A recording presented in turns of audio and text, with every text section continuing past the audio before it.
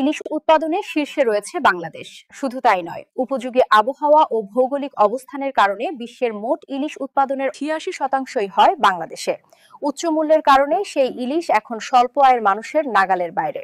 বিস্তারিত দেখুন প্রতিবেদনে।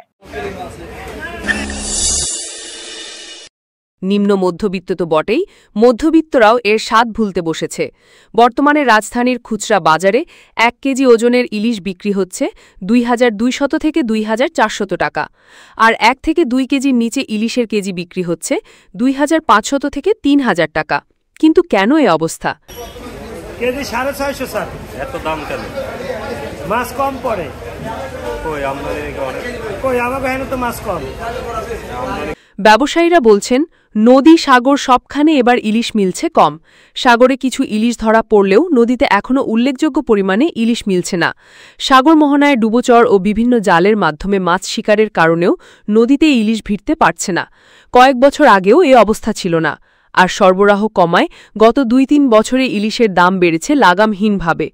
গবেষকরা বলছেন, বাংলাদেশের যেসব নদীতে ইলিশ মাছ বিচরণ করে, বিশেষ করে পদ্মা, মেঘনা সহ অন্যান্য নদী তীরে গড়ে উঠেছে শিল্প কারখানা।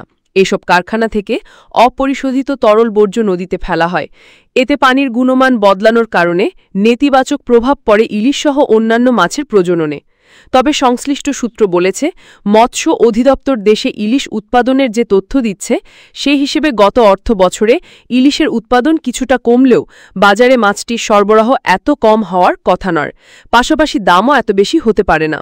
মৎস্য অধিদপ্তর সূত্র জানিয়েছে, ২০০৮-৯ অর্থ বছরে দেশে মোট ইলিশ উৎপাদন হয়েছিল ২,৯৮,০০০ টন। ২০১৭-১৮ অর্থ বছরে তা বেড়ে প্রায় দ্বিগুণ, অর্থাৎ ৫,১৭,০০০ টনে উন্নীত হয়। কিন্তু এর পর থেকেই ইলিশ আহরণ কমতে থাকে।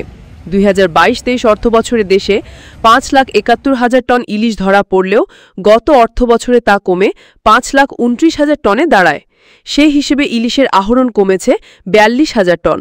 কিন্তু বাজারে গত ২-৩ বছর ধরে ইলিশের সরবরাহ ক্রমাগত কমছে, তার সঙ্গে পাল্লা দিয়ে বাড়ছে দাম। এ প্রসঙ্গে মৎস্য অধিদপ্তরের মহাপরিচালক ভারপ্রাপ্ত ড. মোহাম্মদ আব্দুর রাউফ গতকাল ইত্তেফাককে বলেন, জলবায়ু পরিবর্তন, পরিবেশ দূষণ, সাগর মোহনায় ডুবোচর সহ নানা কারণে ইলিশ যে পথে চলাচল করে তা পরিবর্তন করতে পারে। তবে ইলিশ উৎপাদনের যে তথ্য দেওয়া হয়েছে তা ঠিক আছে। ইলিশ সম্পদের উন্নয়ন নিয়ে কাজ করে মৎস্য অধিদপ্তরের ইলিশ সম্পদ উন্নয়ন ও ব্যবস্থাপনা প্রকল্প পরিচালক মোল্লা এমদাদুল্লাহ ইত্তেফাককে বলেন, গত অর্থবছরে ইলিশের উৎপাদন কিছুটা কম হয়েছে, তবে এবছর আশা করছি ইলিশ উৎপাদন বেশি হবে। আগের বছরগুলোতে ইলিশের অতি আহরণ হয়েছে, কিন্তু আমাদের ৫০% মাছ সাগরে নদীতে রেখে দিতে হবে পরের বছরের জন্য। এক বছর ৬০% মাছ ধরে ফেললে পরের বছর ঠিকই উৎপাদন কম হবে। তবে আগামী ৫ থেকে ১২ আগস্টের মধ্যে নদীতেও প্রচুর ইলিশ ধরা পড়বে বলে আশা করছি। দেশে বিভিন্ন পণ্যের দামের পর্যবেক্ষণ করে কৃষি বিপণন অধিদপ্তর। সংস্থাটির তথ্য বলছে, ২০২৩ সালে ইলিশের গড় মূল্য ছিল ১,১৫০ টাকা।